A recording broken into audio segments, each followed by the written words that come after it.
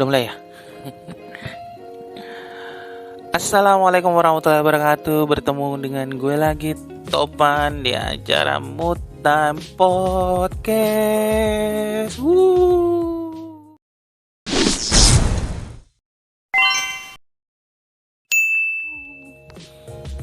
Oke gengs, kali ini gue akan ngebahas tentang angkot. Nah, lu bingung kan? Kenapa gue ngebahas tentang angkot? Pertama, angkot itu transportasi umum sebelum kita punya kendaraan pribadi. Betul. Betul dong. Dulu zaman gue sekolah dulu, gue selalu namanya naik angkot dari SD tuh. SD gue dilepas itu kelas 3 SD itu gue udah dilepas. Kelas 1, kelas 2 masih didampingin sama orang tua. Kelas 3 itu gue udah mulai dilepas. Dan gue bisa naik angkot sendiri dengan uang saku gue sendiri. Kocak dulu. Naik angkot untuk SD itu gopek kalau nggak salah harganya. Gopek, iya benar. Sedangkan gue jadi itu cuma 2.000. Jadi kalau gue bolak-balik naik angkot 2 kali itu udah 1.000. Nah 1.000-nya lagi itu buat jajan, bisa beli makan sama minum, udah cukup. Terus gengs, sekarang juga kenapa gue ngebahas tentang angkot? Karena banyak banget nih kenang-kenangan kita di angkot nih. Mulai dari ongkos angkot yang lebih murah. Gila murah. Dulu sekali ngangkot langsung sampai. Tapi kalau untuk sekarang ukurannya, wow. Kalau gua ke kantor naik angkot, berapa kali transit ya? Tapi kan sekarang bukan hanya angkot ya, enggak sih? Ada Transjakarta untuk di Jakarta, ada MRT, ada LRT. Semua transportasi umum sudah terhubung di Jakarta. Wih, keren. Salut buat pemerintah. Angkot juga kan kita bisa pergi bareng teman-teman ya nggak sih? Nggak kayak kita naik motor atau naik kendaraan pribadi gitu. Jarang kita kalau naik kendaraan pribadi itu jarang bareng teman. Kecuali kalau teman minta jemput. Ngeselin. Minta jemput, nggak mikirin ongkos, nggak mikirin bensin, minta tolong bareng lagi. Enggak, canda. Pokoknya naik angkutan umum itu ada spesialnya. Kita bisa bareng teman-teman, apalagi bisa ketemu teman baru, gebetan baru. Ya pokoknya banyak hal yang bisa kita lakuin deh pas masih kita ngangkut. Ya salah satunya itu bisa punya kenalan baru. Kan aneh juga ya gak sih? Bisa punya kenalan baru, satu sama lain kagak kenal, terus kita ketemuan di angkot, nanya nama, nanya alamat, nanya nomor telepon. Enggak sih, nomor telepon dulu belum ada, jarang. Paling nanya alamat, nama, nanya sekolah di mana. Iya, ngeselin gak tuh? Udah gitu kan kalau naik angkot, enaknya naik angkot kenapa ya? Gimana ya? Kita kok itu kan nggak nyetir ya nggak sih? Nggak bawa kendaraan sendiri.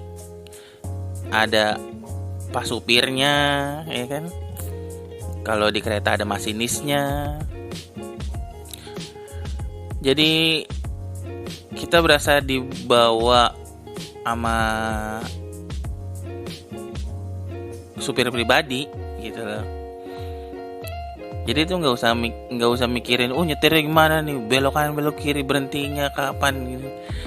Kita tuh bisa nikmatin jalanan. Itu tuh enaknya naik angkot, enaknya naik angkutan umum. Dan nikmatin jalanan dari rumah sampai ke tujuan. Bisa lihat gedung-gedung. Bisa ngeliat orang berantem di jalanan ya. Kalau masih kecil ngeliat temen ketemu di jalan gitu ya nggak, Kita naik angkot, dia jalan kaki. Kita dada. Wah, dada, woi, gue duluan dada. Ya anjir, kocak banget itu. Terus dapat wawasan baru juga. Biasanya kita di angkot tuh kadang suka dapat wawasan baru dari obrolan orang lain. Namanya nguping gitu. Kadang orang lain ngobrolin apa gebetannya lah, mau tawuran lah, mau nongkrong di mana, mau main Counter Strike di mana. Dulu main Counter Strike tuh satu internet itu isinya orang main Counter Strike semua, cuman nggak online, mainnya LAN. Dulu online itu hal yang tabu. Belum pernah, maksudnya belum online itu, internet itu belum jadi hal yang lumrah, masih jadi hal mewah internet. Ini internet satu-satunya Telkomnet instan 08098994 kali. Telkomnet instan. Ingat gak lu? Gue yakin lu pada nyanyi dengerin ini. Tapi emang ada hal-hal yang bikin kesel sih ketika naik angkot tuh. Kayak misalkan namanya angkutan umum ya kan, orang-orangnya umum ya, orang publik gitu, punya publik. Tapi kadang ada orang yang ngeselin, udah kita naik angkot Metro Mini misalnya gitu ya enggak. Metro Mini itu bisnya bis Blok M, Kopaja gitu pokoknya. Bis-bisnya antar wilayah. Udah kita naik bis. Kan kadang kalau lagi peak season, pokoknya lagi jam-jamnya rame dah. Gua ke kampus naik angkot dan naik Kopaja, Kotas Bima, pokoknya naik bis itu lagi awal-awal semester, masih naik bis tuh gue. Udah mana ngejar-ngejar bis, hampir telat tuh gue berangkat. Masuk jam 9, gue berangkat jam setengah 8 kalau gak salah.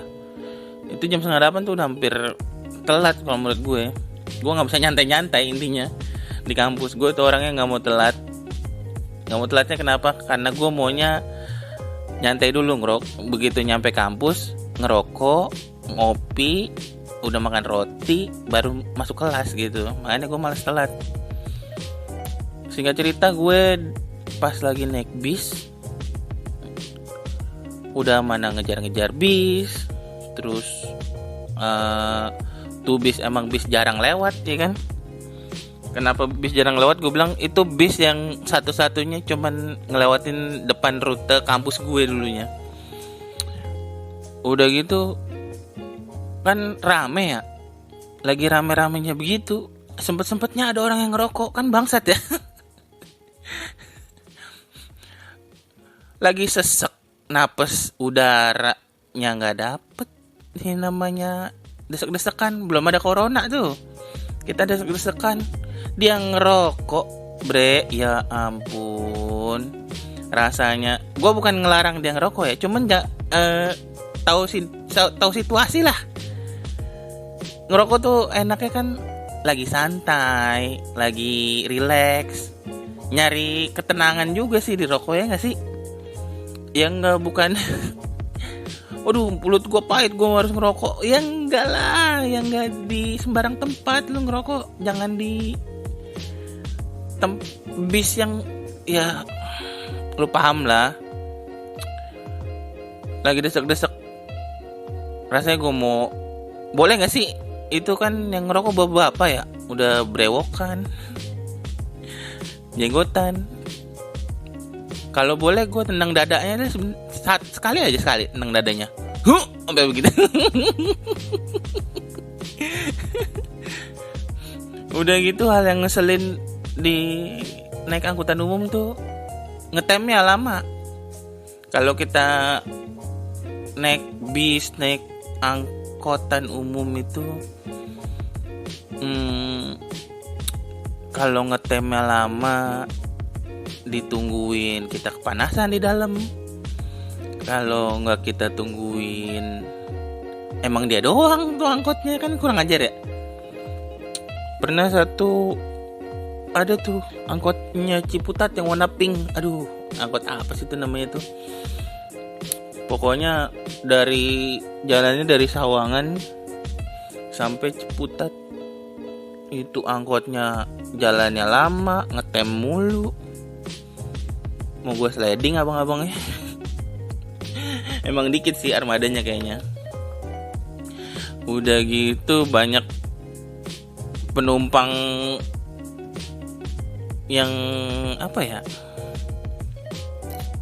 kadang kita naik angkot tuh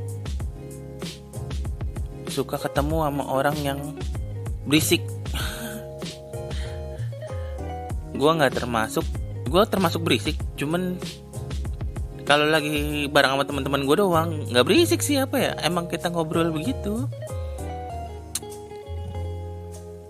Tapi ada nih ya, ini angkot lagi nih kayaknya angkot lagi tenang nih, isinya tenang, nggak terlalu rame, nggak terlalu padat.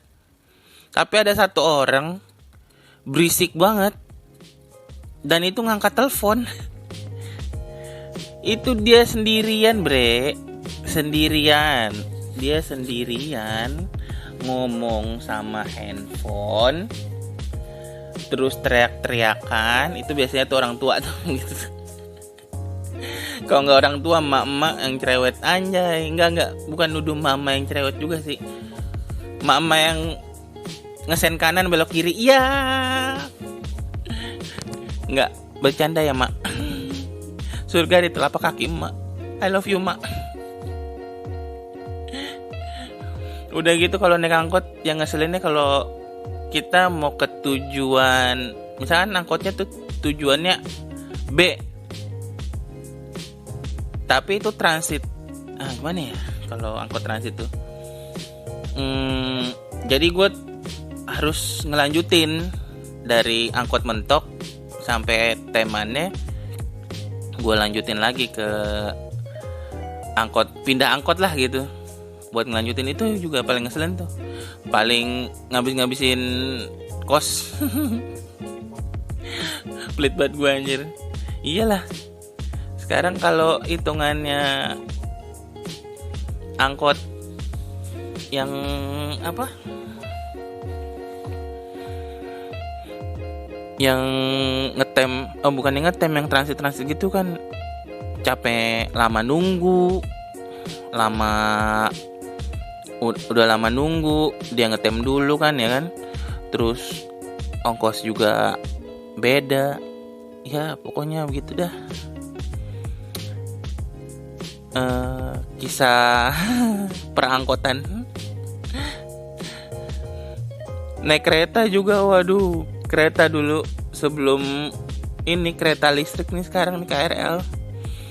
Dulu kan KRD tuh kereta diesel. Gue dulu ke rumah sepupu gue di daerah Parung Panjang dah, naik dari Kebayoran.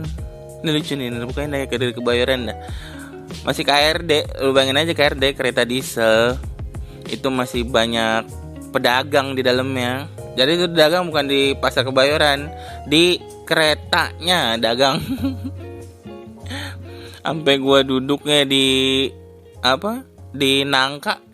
Nah, ada nangka gede gitu, gue masih kecil, gue bisa dudukin nangkanya. Kamar mandinya udah ada orang, penuh dah, pokoknya penuh.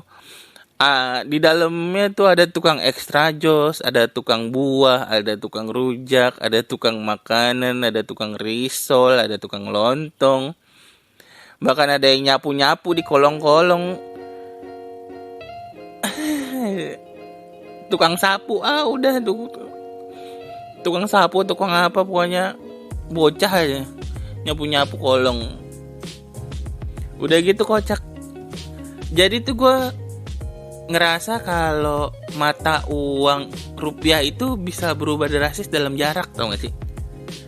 So misal gini ya, waktu di Kebayoran, tukang mangga itu nawarin 1 kilo 13.000, misalkan ya, 1 kilo 13.000. begitu kan jaraknya dari Kebayoran Lama sampai Parung Panjang tuh mentok. Begitu jadi nyampe BSD itu harganya berubah jadi 9.000. Anjay, ya enggak? Begitu nyampe ke sebelum nyampe Parung Panjang, Rumpin lah pokoknya, nyampe mana gitu, Cisauk apa Cisayur gitu, itu berubah jadi 6.000 1 kilo. Gue bilang nih rupiah berubah drastis dalam jarak nih kayak ini. Mangganya dari harga 13.000, 9.000 sampai 6.000. Itu pokoknya yang beli di Kebayoran itu rugi. Makanya gue bilang kalau lu turunnya di Parung Panjang, mendingan lu sebelum turun dari Parung Panjang lu beli tuh. Harganya 6.000 1 kilo. Jadi lu 13.000 bisa dapat 2 kilo. Ya ampun. Masih banyak hal yang lucu buat kita ketawain di podcast Mood Time kali ini. Cuman gue gak mau lama-lama, gak kayak kemarin lagi deh. Kayak kemarin kelamaan deh gue ngobrolnya. Cukup aja deh sampai sini ya. Mungkin kalau lu ada cerita tentang perangkotan yang kocak, yang seru, yang lucu, lu kirim aja di kolom komentar ya. Kalau lu suka sama podcast gue kali ini, lu bisa like, terus juga lu bisa share podcast gue. Terima kasih sudah mendengarkan podcast yang cukup penting. Sekian, gua Tovan, dan selamat datang. Sekali lagi gue bilang selamat datang di Mood Time Podcast. Terima kasih. Assalamualaikum.